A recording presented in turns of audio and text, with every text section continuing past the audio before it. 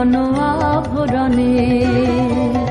হেমন্তের অভিসম্পাতে রিক্ত কিঞ্চন কানন ভূমি, বসন্তে হোক দৈন বিমোচন নবলাবণ্য ধনে।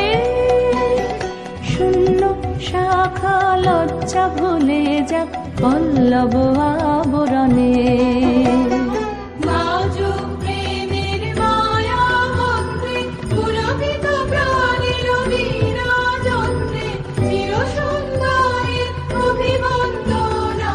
আনন্দ